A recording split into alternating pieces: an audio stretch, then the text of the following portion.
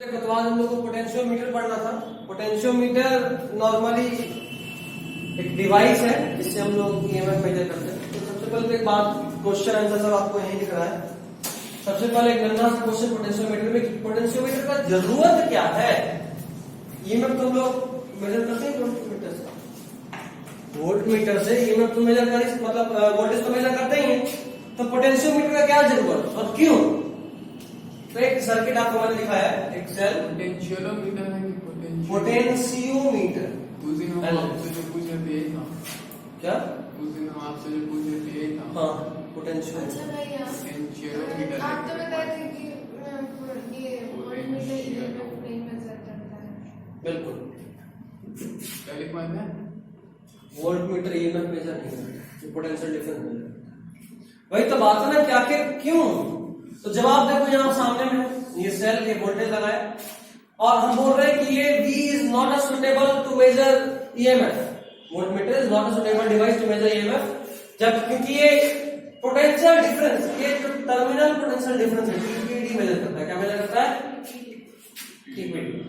जरा इस टीपीडी को समझने की कोशिश करें तो आप ऐसे समझ सकते हो कि जरा देखो, इसमें कुछ तो रेजिस्टेंस होगा। जैसे ही यहां से करंट फ्लो करेगा तो आपको याद होगा, आपको मैंने बताया था कि अगर इस रेजिस्टेंस से करंट फ्लो करेगा तो जरा इसका ड्रॉप बताओ। करंट निकला यहां से, V इज इक्वल टू, इसको V बोल रहा हूं, V is equal to E, ऐसे चलता हूं, ऐसे करंट के डायरेक्शन में ड्रॉप मिलता है ना, ऐसे ही चलते ऐसे ही चलते ऐसे ही चलते चलते, ये करंट डायरेक्शन। सेल में देखो जरा, यहां से B आगे बढ़े तो क्या मिला? ड्रॉप माइनस IR का, अपोजिट में चल रही इधर चल रहा है, इधर से माइनस IR का ड्रॉप और E का राइज, ऐसे चलता तो E का ड्रॉप मिलता और फिर करंट का डायरेक्शन वही, हम लोग किधर से चल रहे हैं इधर से चलोगे तो इधर से चलोगे, इधर से चलोगे तो चलो minus E minus E plus IR plus IR। तो बात देखिए होगा, वही था ना, बात एक ही होगा। और ये माइनस भी होगा, ये बताया था मैंने कि ये जो V में प्लस या माइनस लिखते हैं, ये आप देखते हैं कि किधर टर्मिनल है, किधर से करंट है, और जिधर का हाई लो होगा ये हमेशा पॉजिटिव रहना है, करंट हमेशा पॉजिटिव और नेगेटिव चलता है। ये नेगेटिव आया मतलब आप जो डायरेक्शन माने वो गलत है ना। करंट का डायरेक्शन तो फिक्स है ना, हमेशा कैसे चलेगा? High to low, high potential से लो पोटेंशियल की तरफ। तो अगर आप उल्टा जा रहे हो मतलब आप गलत कर रहे हो, इसीलिए यहाँ नेगेटिव आएगा। तो नेगेटिव हम से नेग्लेक्ट करते हैं। तो खैर, अगर यहां पे देखो करंट है तो ये IR का ड्रॉप मिलेगा। अगर करंट जीरो होता तो IR का ड्रॉप मिलता क्या? नहीं। तो यहां पे जो हमको मेजर करना था E, बट हम मेजर क्या कर रहे हैं? V, क्योंकि उसमें से IR माइनस हो रहा है। तो वोल्टमीटर यहां ऐसे नहीं हो तो लिख लो, voltmeter is not a suitable device to measure potential difference. Voltmeter is a suitable device to measure potential difference and not EMF। अभी ठीक है, यहाँ नॉट नहीं होगा, ठीक है। ऐसा क्यों भाई? क्योंकि V जो मेजर कर रहे हैं वो E माइनस IR है और यहाँ पे करंट जो है वो जीरो नहीं है, क्योंकि अगर यहाँ पे कुछ रेजिस्टेंस है तो करंट तो फ्लो करेगा, और अगर करंट फ्लो करेगा तो फिर पोटेंशियल में क्या होगा? ड्रॉप। ड्रॉप हुआ तो जो मेजर हो रहा है और जो की है उसमें डिफरेंस आ जाएगा। क्या बोले? तुम सुनता क्यों नहीं? हम ये बोले कि अगर यहाँ पे करंट जीरो होगा नहीं होगा तो जो हमको E है और जो हम मेजर कर रहे हैं उसमें डिफरेंस आ जाएगा, डिफरेंस आएगा। ठीक है। उसका खुद का भी तो कुछ रेजिस्टेंस बिल्कुल, माइनस होगा इसीलिए डिफरेंस। हाँ। और तो पोटेंशियोमीटर का एक काम क्या मेजर करता है? EMF। ये काम वोल्टमीटर नहीं कर सकता। बताया क्यों? ये काम हमेशा ही पोटेंशियोमीटर ही करता है। और दूसरा बात जो मैंने कहा वो ये कि ये internal resistance of a cell, इस स्मॉल r का वैल्यू भी मेजर करता है, ठीक है। कैसे वो तो आगे देखेंगे। आप लोग से नोट कर चुके हो। वोल्टमीटर रीड EMF, उसके बाद एक पॉइंट ये नहीं कहूँ तुम मेजर इंटरनल रेजिस्टेंस, देखो वोल्टमीटर रीड EMF गलत, यहाँ लिखा हुआ है कहां पे? अगर रेजिस्टेंस इनफाइनाइट रहा तो क्या यहां करंट फ्लो करेगा? करेगा? रेजिस्टेंस इनफाइनाइट पॉसिबल है ना? तो फिर तो बात तो वही आया, पूरा पढ़ना आना पड़ेगा, फिर यही होगा। ठीक, तो यहाँ आपको नोट्स पढ़ने चला जाएगा, उसके बाद आप मिलाकर पहले लिख लीजिएगा, फिर वीडियो देखिएगा। ऐसे हम सब कुछ थोड़ा थोड़ा देखो तो समझाऊंगा। अगला पॉइंट, ईएमएफ कैसे मेजर करते हैं किसी पोटेंशियोमीटर से, उसके लिए एक छोटा सा डायग्राम है, डायग्राम देख लो, ज्यादा समझ में आएगा। ओके, क्लास है कितने बजे से? टेस्ट कितने बजे से? कंफर्म नहीं, तो बैठे 12 में क्लास है। देख, ऐसा कोई सर्किट है, इस सर्किट में क्या करंट फ्लो कर रहा है? अभी तक कोई नहीं आया, बैठ ऑफ तो बैठ।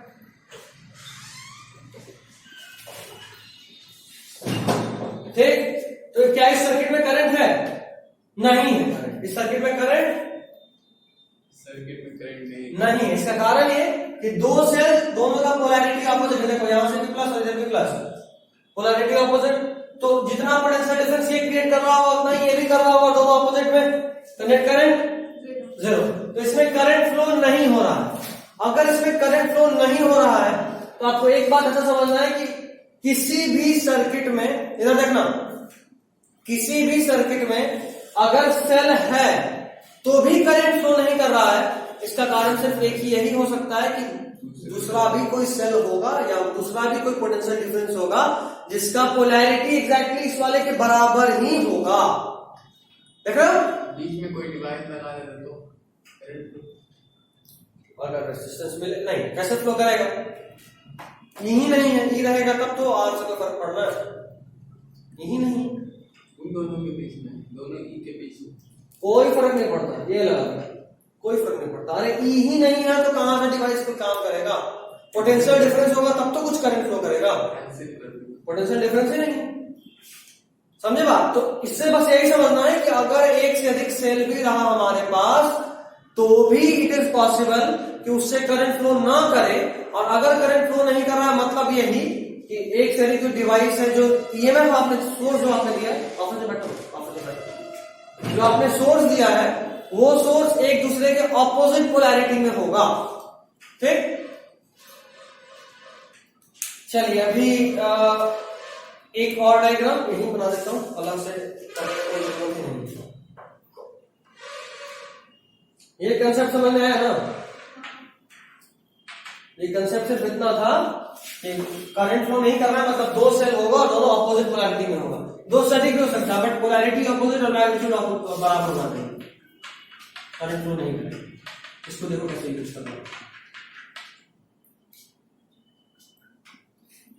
देखो ये सप्लाई वोल्टेज है, मे बी मान लो ये 100 वोल्ट का, ये सप्लाई, इधर देखना, बोर्ड देखो, बोर्ड देखो, ये सप्लाई वोल्टेज है मे बी 100 वोल्ट का। अभी आपके दिमाग में एक बात होना चाहिए, इस वायर को क्या बोलते हैं?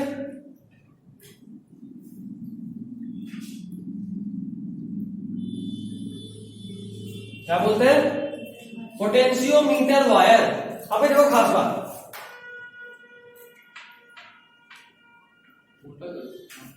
थोड़ा मोटा वायर, इसका खास बात देखो, ये जो पोटेंशियोमीटर वायर है इसके क्रॉस जो वोल्टेज जनरेट हो रहा होगा, इधर देखना, इसके क्रॉस जो वोल्टेज जनरेट हो रहा होगा वो कितना होगा? जितना से उतना ही यहां पे पोटेंशियल डिफरेंस क्रिएट कर रहा होगा। पोटेंशियल क्या क्रिएट कर रहा होगा? Potential difference, not EMF. जो यहां होगा वही यहां जनरेट कर रहा होगा, potential difference and not EMF. तो देखो अगर ये 100 है, मान लो ये 0.100 वोल्ट पे, तो ये कुछ कम 75 पे होगा, ये 50, ये 25 और ये 0, नेट डिफरेंस कितना होगा? 100 वोल्ट का।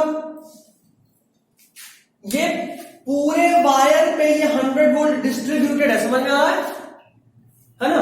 तभी तो इस पॉइंट और इस पॉइंट का पोटेंशियल डिफरेंस 0।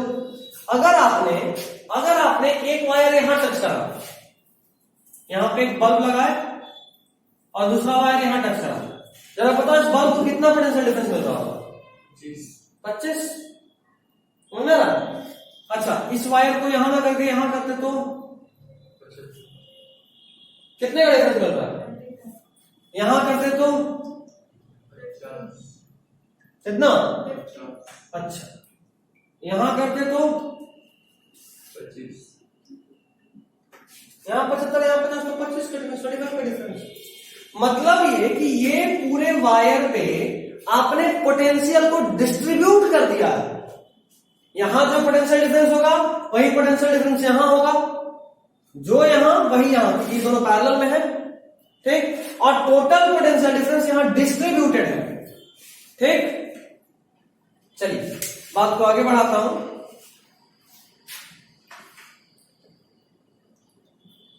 और यहां पे एक डेरिवेशन है। टोटल करंट हमने एल माना है, इसको स्मॉल एल, तो स्मॉल एल पे क्या डिफरेंस आ रहा है? चलो ठीक है, टोटल को हमने एल माना और ये डिस्टेंस मान लो स्मॉल एल। आपको पता करना है कि कितना पोटेंशियल डिफरेंस है। तो आपको साफ साफ समझ में आ रहा है कि एल लेंथ में कितना का डिफरेंस मिल रहा है? वीएस का, जो भी वीएस मतलब सप्लाई वोल्टेज, वीएस मतलब सप्लाई वोल्टेज लिख देता हूं।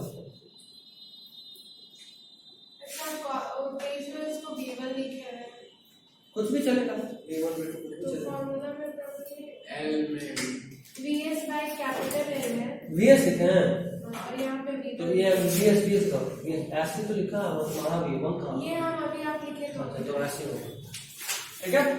तो L लेंथ पे VS, तो एक यूनिट लेंथ पे कितना पोटेंशियल? VS by L। तो स्मॉल एल लेंथ पे कितना potential?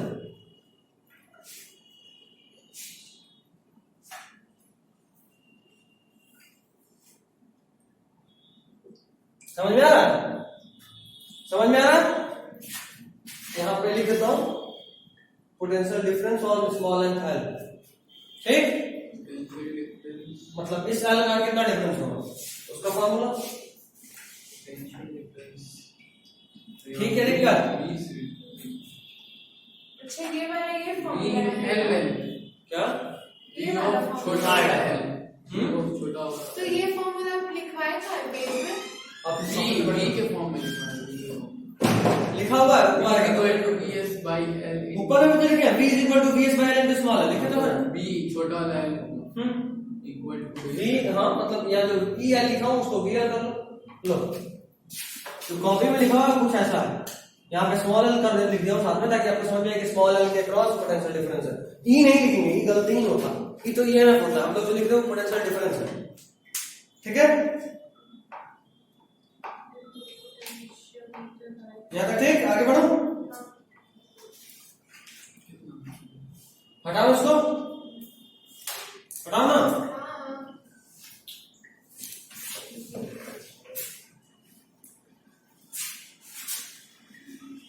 Comparison of EMF of two cells के बाद में पढ़ाएगा हमने क्लास में। तो भी कर दूं, ज्यादा देर का तो है नहीं। हाँ, मुझे पता था तुम्हारा एग्जाम 12 बजे से है ना? अच्छा रुको रुको, हम इसको खत्म कर, इतना के बाद छोड़ दो, 2 मिनट का तो है। चलो यहाँ एक हमने सेल लगाया, ऑफिस में बैठा हूँ,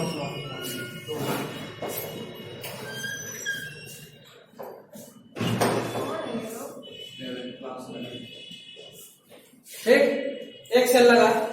अभी एक सेल जो लगा है उसके बाद हमने यहाँ एक एमीटर कनेक्ट करना, ठीक, और उसको एक जॉकी से यहाँ घुमा रहे, तार पे सटा के घुमा रहे। इधर देखना, ऐसे सटाया था, जिसका नाम जॉकी है, सटा के से घुमा रहे।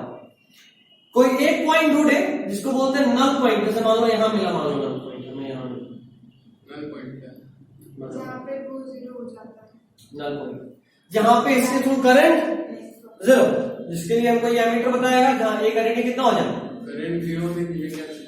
अरे ये बस इसको घुमा रहा हूं ताकि कोई एक ऐसा पॉइंट मिल जाए जहां करंट 0 है। ठीक, ये ब्रिज वाला है, क्या? मीटर ब्रिज वाला है। हाँ, उसी टाइप का है। हाँ ठीक, घुमा रहा हूं ताकि करंट हमें 0 मिल जाए। अभी एक केस याद करो, जस्ट तक हमने पढ़ा था ऐसा वाला केस।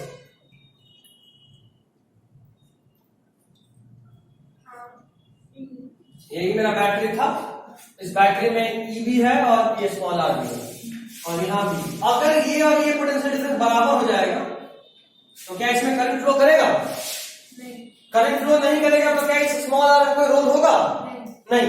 मतलब अभी हम वो पॉइंट ढूंढ लिए जहां करंट फ्लो नहीं कर रहा। मतलब ये कि इस आर की वजह से पोटेंशियल राइज या ड्रॉप मिलेगा? नहीं। अच्छा, अब जो मेजर कर रहा है ये ईएमएफ इस वाले ईएमएफ के बराबर हो गया। समझ आ रहा? सब पोलैरिटी सेम है, ठीक। और इसका लेंथ तो हम मेजर कर ही सकते हैं ना, इसका लेंथ तो हम मेजर कर सकते हैं। तो हमको मान लो मिला ये लेंथ एल, स्मॉल एल, तो अभी तो बहुत आराम से निकाल सकते हैं ना कि we cross small L is equal to क्या? सप्लाई हमको पता है कितना लगा है, ये मिला। मतलब कि इसका पोटेंशियल डिफरेंस कितना है वो मिल गया हमको। और खास बात ये कि इसका जो पोटेंशियल डिफरेंस है वही इसका क्या है?